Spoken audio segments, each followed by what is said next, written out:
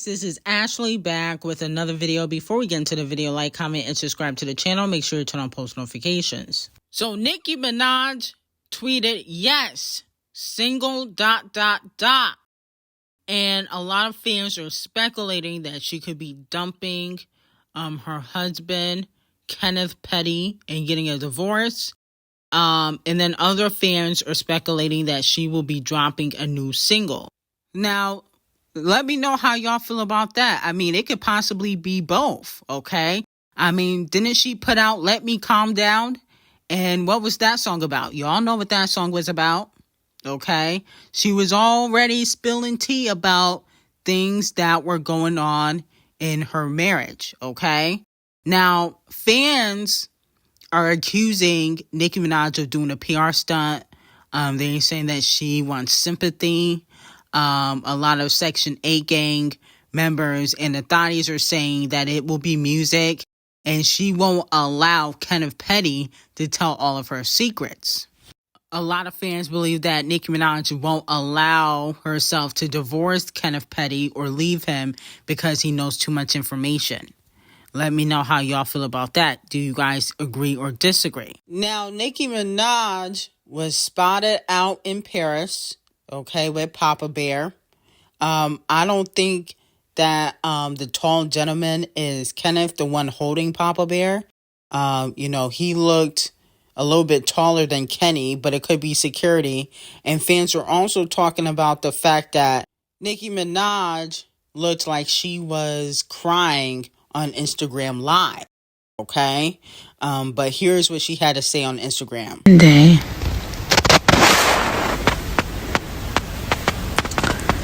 They're yelling, push. And you're in pain. And then one day, it comes out a beautiful baby boy. To God be the glory. Congratulations to every mama out there. You're doing a great job. In case no one's told you that, you're doing a great job. So to me, Nicki Minaj looked very tired, burnt out, sad in that video. In my opinion, I definitely feel like something is going on with Nicki Minaj. We got to keep Nicki in our prayers. It probably is tough being a mother, doing all these shows, okay? Not wanting to cancel them, okay? Because you don't want to let the people down. So I'm sure that's very tough on her, and she has Papa Bear with her. So she's still being a mother. Now, with that being said, I wouldn't be happy if she left Kenneth, okay? But I do feel like Nicki Minaj would progress further in her career and just in life in general without him being around. It feels like, to me, every year, whether it's legal issues or emotional distress, he putting her through something, okay? Now, moving on from that, Doja Cat becomes the first female rapper to have 15 songs surpass 500 million streams each in Paolify history. Let me know how y'all feel about that. That's great and everything, but when will she sell over 100K first week? Okay, if you can do that, you could sell over 100K first week, and I think that for Doja Cat to be officially considered the princess of rap, okay, because she is top contender, but I can't fully give you the title until you sell over 100K first week. Planet Her, you didn't sell over 100K. Scarlet, you didn't sell over 100K. Scarlet Deluxe, you definitely did not sell over 100K. Hot Pink, you didn't sell over 100K. So I'm waiting for the Doja Cat era where she sells over 100K. And hopefully it's the next era. If Doja Cat go back to her Planet Her era, I definitely will support. I couldn't support Scarlet because it was too demonic. So I couldn't support that. But I can support Pop Rap Doja, Hot Pink era, the Planet Her era, the Walmart version of Roman. I can support that. Okay? But I cannot support Demonic Doja. So I'm waiting for her to go back to the Planet Her era, and then she might get some of my coins. Until then, I can talk about it, but I definitely can't support it. Now, moving on to Botch and Bitter. The Alcoholics Wannabe single had the biggest gainer on this week's Billboard Hot 100, as we previously discussed. It moved up 24 spots to number 15 on this week's Hot 100 chart. Following the remix with Botch and Bitter, it got 19.7 million streams, up 51%, 13,000 sales, up 6,200%, and 7.1 million airplays, okay, on the radio. So, with that being said, unfortunately, Botch and Bitter, like I stated before, did not receive any credit, but she did help increase the streaming for the single, okay? But unfortunately, the Wannabe remix did not chart. But Botch and Bitter plays chess. So, Charlemagne the God from The Breakfast Club spoke about how Botch and Bitter went to his 16-year-old birthday party, okay? And this is what he had to say about Botch and Bitter. I told y'all earlier that over the weekend my daughter celebrated her sweet 16. She had her party yesterday, and Cardi pulled up, man. I came through to pick up a plate and say, happy sweet 16, we're gonna turn up. So dropping a clues bomb for Barty. She had the kids going crazy. She was so gracious. She took pics with all the kids. She was dancing with them. They were singing her songs word for word. It was amazing. So Cardi B, thank you. Did she salute the Barty.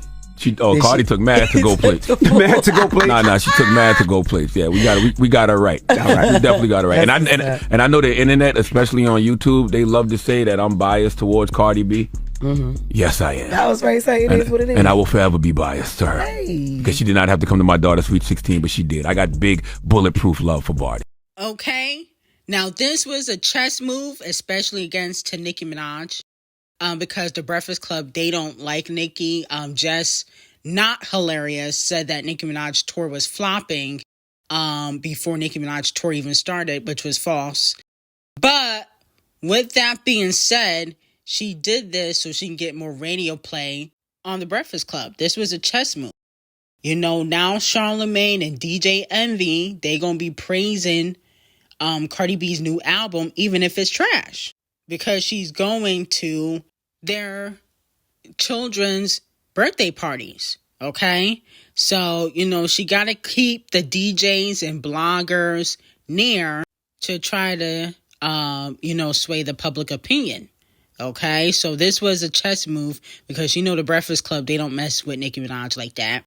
And so when Cardi B's album drops, they're going to be praising it, whether it's trash or not. And you just heard what Charlemagne said. He said he was biased against Cardi B. He just openly admitted that.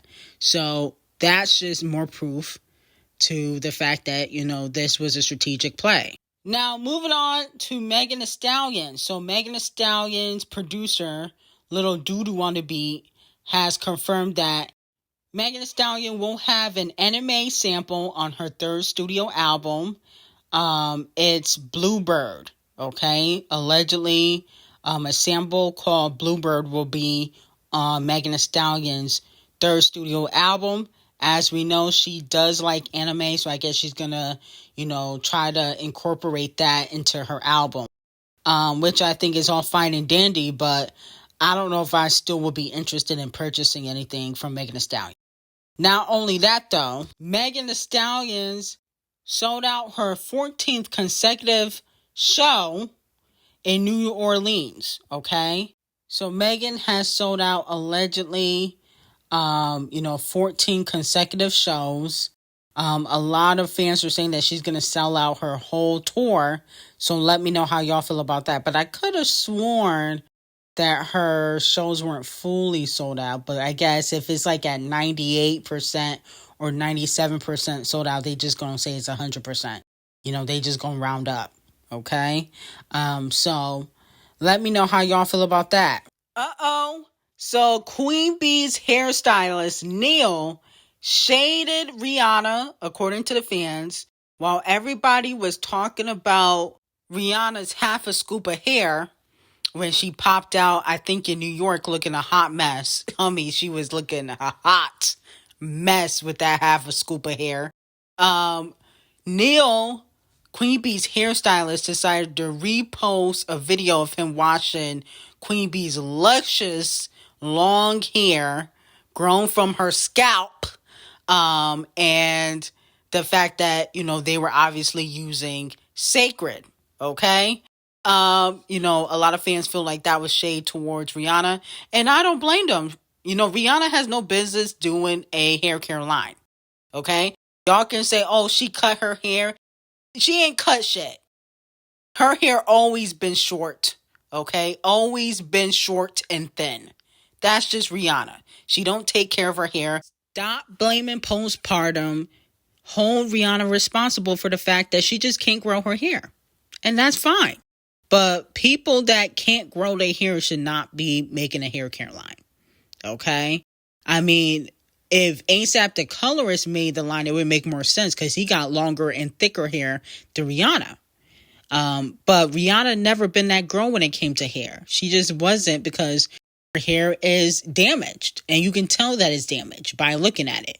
That hair is not healthy.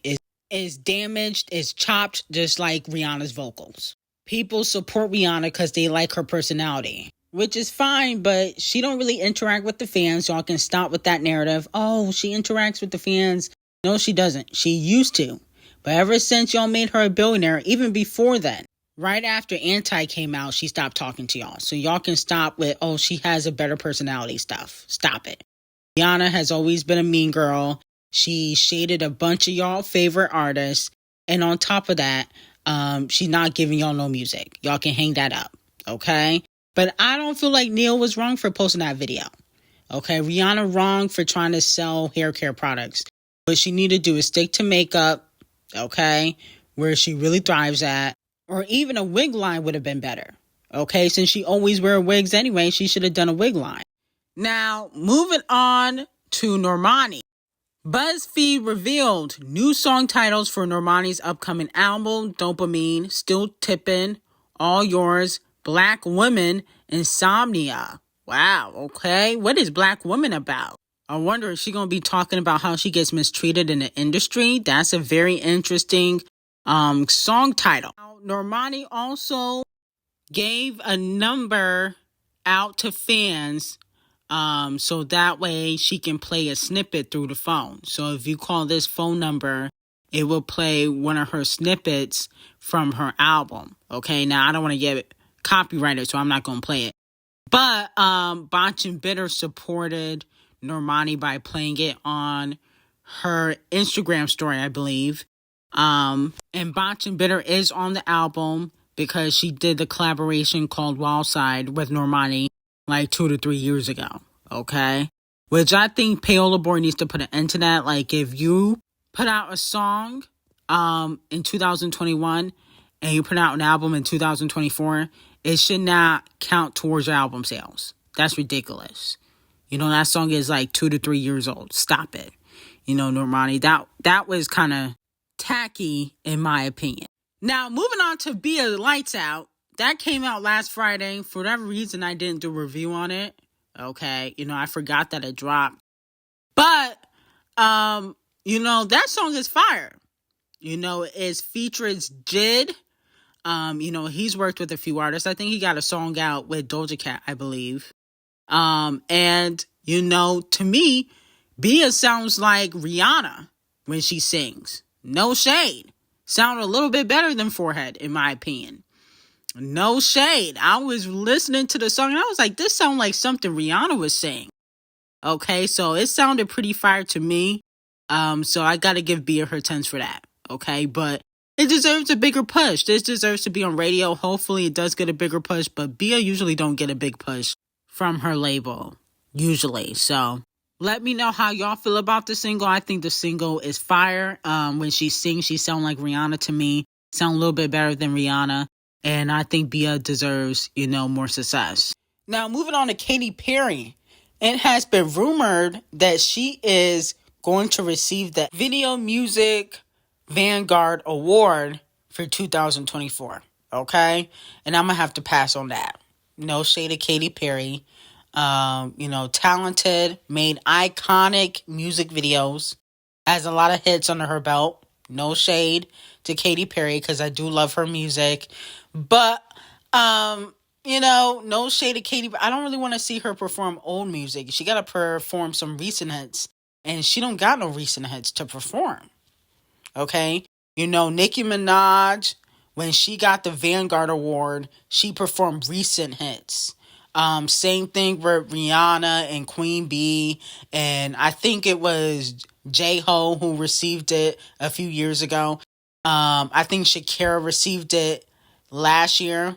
And, no shade at Katy Perry. She don't got no recent hits to be doing no damn performance. Okay? I don't want to hear or see you perform California Girls or I Kiss a Girl and I Like It. I mean, what recent songs can you perform? It's going to be songs that were popping over a decade ago. I don't really care about that. No shade. So, I feel like it needs to go to Ariana. Queen Ari deserves it. No shade. She has been more consistent than Katy Perry. Sorry. But, maybe next year, if Katy finds a hit song, then, she deserves a Vanguard. Now, moving on from that, the best-selling downloads released in 2024 so far in the U.S. Number 1, Beautiful Things. Number 2, Texas Boredom. Number 3, Shabuzi, a bar song, Tipsy. Number 4, I Need Some Help, or I Have Some Help. Number 5, Piss. Okay, Megan's on there. Number 6 is Facts. Number 7, Too Sweet. Yes and by Queen Ari. Houdini by Eminem. Enough by Botch and Bitter. Okay, so for the best-selling downloads so far in 2024, Botch and Bitter and Megan Thee Stallion are the only female rappers on the list. They're the only female rappers in the top 10. So let me know how y'all feel about that. Moving on to Champagne Thickums, he will be receiving Donkey of the Day. The reason being is because Champagne Thickums wrote on IG, "Goats don't worry about one-trick ponies." Allegedly, this is a subliminal shot at Kung Fu Kenny.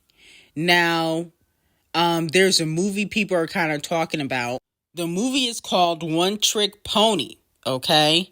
And the movie is about a once popular folk rock musician trying to put together a new album in the face of an indifferent record company executive and a talentless producer. At the same time, he is struggling to save his failing marriage, okay? So a lot of fans feel like, Champagne Thickums was referencing this movie to take slight jabs at Kung Fu Kenny, okay? Because Kung Fu Kenny, who isn't married, but, obviously he might have had some issues in his relationship. Everybody has issues in their relationship. He left TDE and started his own record label. But my whole thing is, and it's really no shade, why are you taking subliminal shots when you lost the battle against Kung Fu Kenny? That's why you're receiving Donkey of the Day. You didn't have no smoke in the Heart Attack 6. You was waving the white flag, and now you taking subliminal shots on Instagram to the king of rap? Absolutely not. Okay, so that's why Champagne Thickums is receiving Donkey of the Day. And I hope that he never allowed to go back to LA. That's why he had to run to Houston to get protection from Jay Prince. You gotta stay in Houston, okay, because you don't want that smoke. You had to sell your house in LA. And from what I'm hearing, you're not coming back to LA. They don't want you there. So, anyway, I got some very hot tea on Nicki and Kenneth Petty on Patreon. Link will be in the description. And I hope you guys have a great day.